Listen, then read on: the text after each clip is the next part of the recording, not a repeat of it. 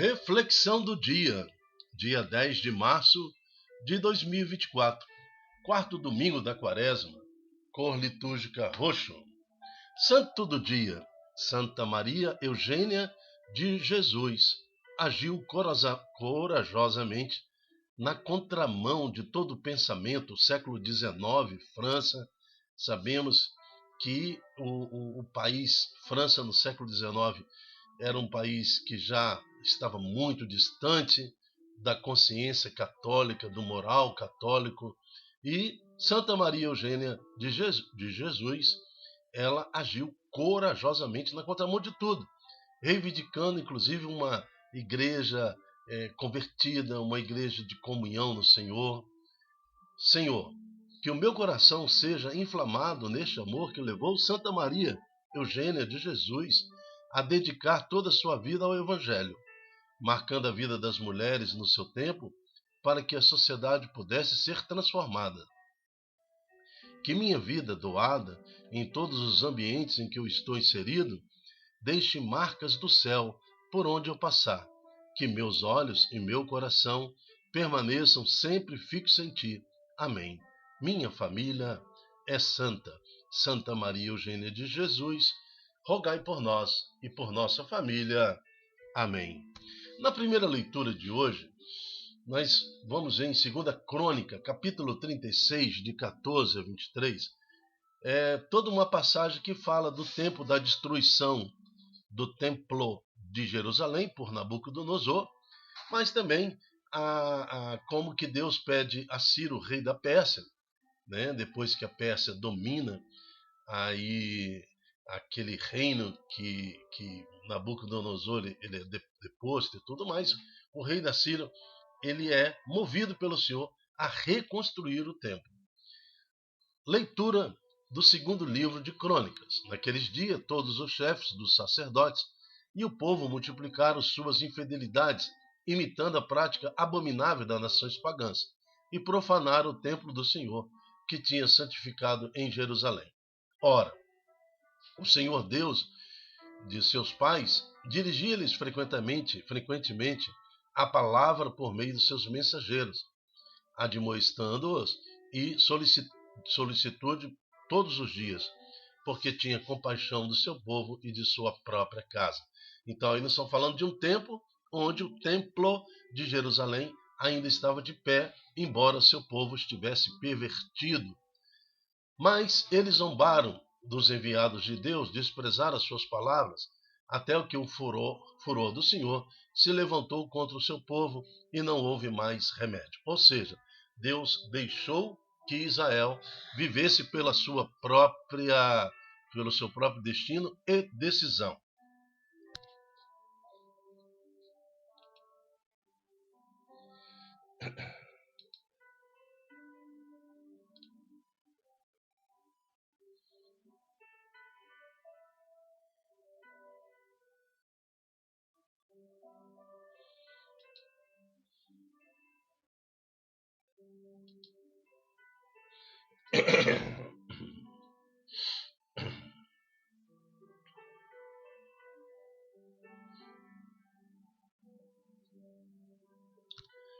Estamos vendo aqui um momento em que a nação de Jerusalém fica refém dos seus próprios pecados. Nabucodonosor levou cativos para a Babilônia todos os que escaparam à espada, e eles tornaram-se cativos do rei e de seus filhos, até que o império passou para o rei dos persas. Assim se cumpriu a palavra do Senhor pronunciada pela boca de Jeremias, até que a terra tenha desfrutado de seus sábados, ela repousará durante todos os dias da desolação, até que se complete 70 anos. Então já era uma profecia de Jeremias falando que o povo ficaria deportado por 70 anos, distante da sua terra natal. E assim aconteceu, né? Devido ao acúmulo de pecados de Israel diante do Senhor, Israel então foi lançado à sua própria sorte, acabando que Nabucodonosor entrou e destruiu totalmente o templo de Jerusalém, como está na foto ao lado. No primeiro ano do reinado de Ciro, aí passado, né, 70 anos de deportação, Deus agora intervém. Por quê? O povo de Israel agora, deportado, longe da sua nação, invoca a presença de Deus. Daniel, então, tem uma importante missão aí também de ser esse intercessor diante de Deus em favor do povo de Israel. No primeiro ano do reinado de Ciro, rei da Pérsia, para que se cumprisse a palavra do Senhor pronunciado pela boca de Jeremias, que o povo ficaria deportado por 70 anos, o Senhor moveu o espírito de Ciro, rei da Pérsia, que mandou publicar em todo o seu reino, em viva voz, por escrito, a seguinte proclamação: Assim fala Ciro, rei da Pérsia: O Senhor Deus do céu deu-me todos os reinos da terra, e encarregou-me de lhe construir um templo em Jerusalém, que está no país de Judá. Quem dentre vós todos pertence a seu povo? Que o Senhor, seu Deus, seja com ele e que se ponha a caminho. Palavra do Senhor, graças a Deus. A história ela se repete, né? Ela vem se costurando, se repetindo. O mundo ele não dá volta, ele dá tombo, né? Ele vai assim no tombo, um atrás do outro. Então as coisas se repetem. Todas as vezes que as nações, que o povo do Senhor se volta contra o Senhor, isso é tropeço em cima de tropeço. Veja que a nossa querida Santa Maria Eugênia de Jesus, ela agindo corajosamente na contramão filosófica do pensamento da França, inclusive que já estava permeada na igreja. Então ela lutou contra todos os tipos de heresia, né, que contaminava a sociedade e tudo mais, as mulheres, no sentimento de libertação, de adoração ao próprio corpo e exaltação ao pecado. Então ela luta contra isso tudo.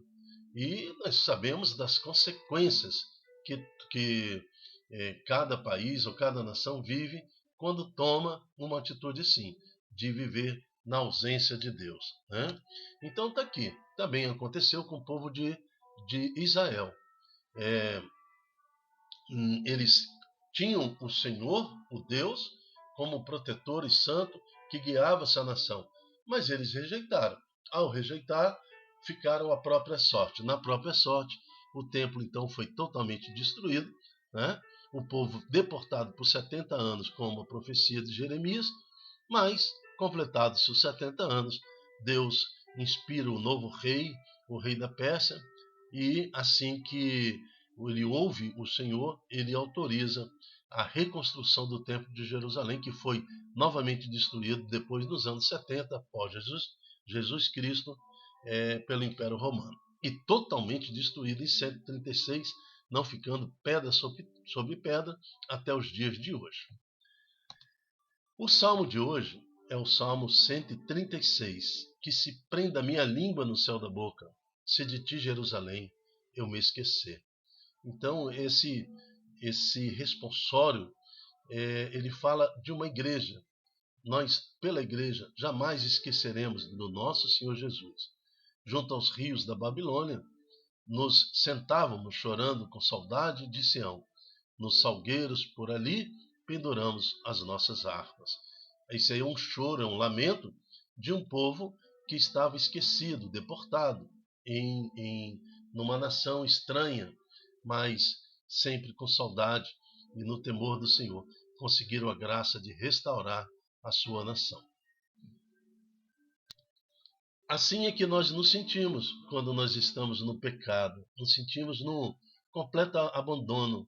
Aí, como diz o salmista, como haveremos de cantar os cantares do Senhor numa terra estrangeira, porque nos sentimos estrangeiros neste mundo de pecado, pelas madrugadas afora, nas bebedeiras, nas prostituições, em todas as formas de pecado, na fofoca, na intriga, quando você se vê envolvido num tipo de pecado, você se sente como estrangeiro.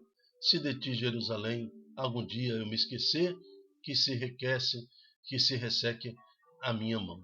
Então, jamais esqueceremos do Senhor. Somos pecadores e vivemos, sim, sob a influência do pecado, mas, acima de tudo, somos almas que mantêm o nosso ânimo aceso diante do Espírito do Senhor.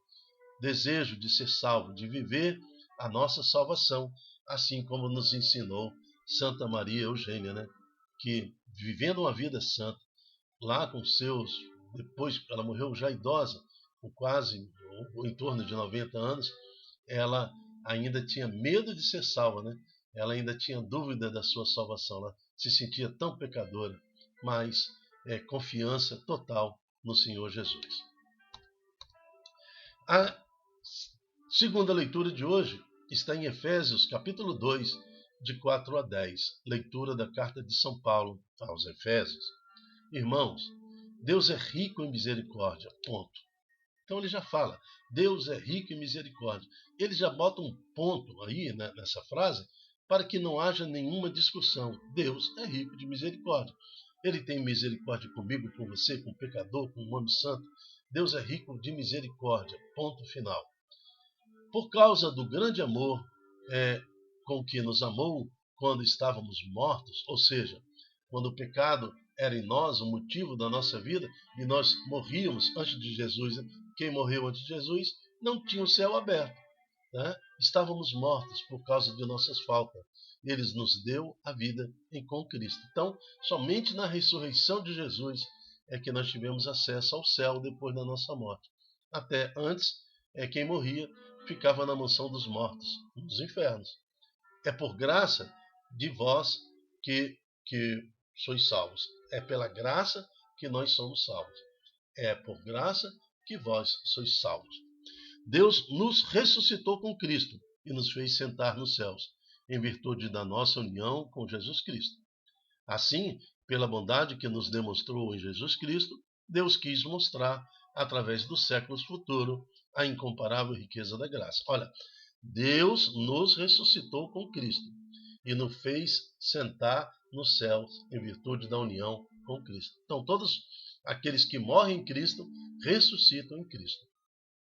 Com efeito, é pela graça, não é pela meu esforço, né? Então, não é meu esforço que vai me tornar santo, né? Ao contrário, é a graça de Deus que vai me santificar.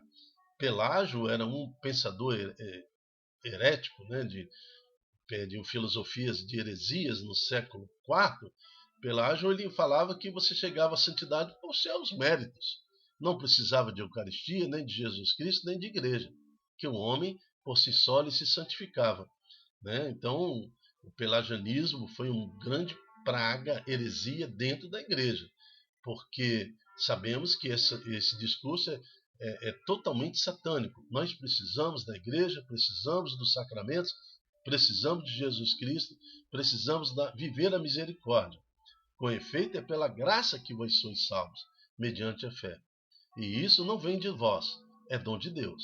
Não vem das obras, para que ninguém se orgulhe, mas é Ele quem nos faz. Nós fomos criados em Jesus Cristo para as boas obras que Deus preparou de antemão, para que nós a praticássemos. Então, as obras sem fé não valem nada, né? Assim como a fé puramente sem obras é algo manco também, né? Mas pela fé, quando a pessoa tem uma fé sincera, o resultante disso aí são obras de edificação do irmão para Cristo. Palavra do Senhor, graças a Deus. O Evangelho está em João, capítulo 3, de 14 a 21. O Senhor esteja conosco, Ele está no meio de nós. Proclamação do Evangelho de Jesus Cristo segundo João. Glória a vós, Senhor. Naquele tempo, disse Jesus a Nicodemos: do mesmo modo como Moisés levantou a serpente no deserto, assim é necessário que o Filho do Homem seja levantado, para que todos os que nele crerem tenham a vida eterna. Então, Jesus está falando da sua morte. Então, quem crê que Jesus é o Senhor, para todos aqueles que nele crerem, têm a vida eterna. Então, está bem claro. Os que creem que Jesus é o Filho de Deus, né, que é o Cordeiro de Deus, quem crê vai ter vida eterna. Então não tem dúvida, pois Deus amou tanto o mundo que deu o seu Filho unigênito, para que não morra todo o que nele crer, mas tem a vida eterna. Então, terá a vida eterna todo aquele que crê que Jesus é o Senhor, é o próprio Deus que se encarnou e se doou em sacrifício por cada um de nós. Há necessidade de entender esse sacramento, né? O sacramento da Eucaristia. Há necessidade de entender o que vai acontecer agora na Semana Santa, a ressurreição do Senhor. De fato, Deus não enviou o seu Filho ao mundo para condenar o mundo, mas para que o mundo seja salvo por ele. Agora vem o versículo 18. Você que acha que todas as religiões levam a Deus. Você que acha que o mundo é como um cone. Assim, Pelágio também pensava, né? É um cone onde todas as religiões elas vão se interagindo e no final chegam lá em cima, todos encontram o céu. Não é desse jeito. Olha o que Jesus fala no versículo 18. Quem nele crê, ou seja, quem nele crê, não é condenado. Ou seja, quem crê em Jesus não é condenado. Mas quem não crê que Jesus é o Senhor, que é o próprio Deus que se encarnou, já está condenado, porque não acreditou no nome do Filho unigênito. Então, não, senhor, não, senhora. Não são todas as religiões que levam a Deus. Não é assim desse jeito. É necessário crer no Filho de Deus, em Jesus Cristo. É necessário sacramentos. É necessário toda a igreja, na sua forma constituída por Cristo. Pedro, tu és pedra, e sobre esta pedra edificarei a minha igreja. Então, há necessidade de todo esse recurso que Deus nos disponibilizou para a nossa salvação. Ora, tá bom, não concordo com você, Dilton. Então tá bom, vamos lá no versículo 19. Então, o próprio Cristo está explicando. Eu até agora não falei nada por mim mesmo. Estou lendo o Evangelho e refletindo, anunciando, entre aspas, o que Jesus está falando. Então, versículo 19. Ora, o julgamento é este. A luz veio ao mundo. E quem é a luz? O Cristo. Mas os homens preferiram as trevas, porque suas ações eram más. Então, todo aquele que rejeita Jesus e não aceita Jesus como Filho e Senhor, ele está aceitando as trevas, né? Porque as suas ações eram más. Quem pratica o mal odeia a luz e não se aproxima da luz para que suas ações não sejam denunciadas. Mas quem age conforme a verdade aproxima-se da luz para que se manifeste que as suas ações são realizadas em Deus. Então está aí. Algumas religiões, seitas, praticam até o ocultismo, aquilo que está escondido, que Deus não revelou para nós. E isso é uma heresia tremenda diante de Deus. Então, que essa santa palavra do Evangelho possa manifestar em nós um desejo do nosso espírito de acolher o Senhor Jesus no nosso coração, na nossa mente, na nossa alma, aceitar os mandamentos do Senhor, a sua igreja, para que possamos ser salvos. Palavra da salvação. Glória a vós, Senhor. Eu me chamo Dilton Góes. O nosso projeto chama-se É de Mim, se não evangelizar. Ajude-nos também a revelar esses mistérios da palavra do Senhor, todo esse convite que o Cristo faz para que as almas se convertam nele e encontrem a vida eterna. Ajude-nos, multiplicando em suas redes sociais esta oração, esta palavra, para que mais corações estejam sensíveis a esta verdade, à presença do nosso Senhor Jesus Cristo. Que haja mais conversões. Vamos nos entregar ao Senhor totalmente, assim como fez Santa Maria Eugênia de Jesus, que agiu corajosamente na contramão de tudo para anunciar o reino de Deus entre nós.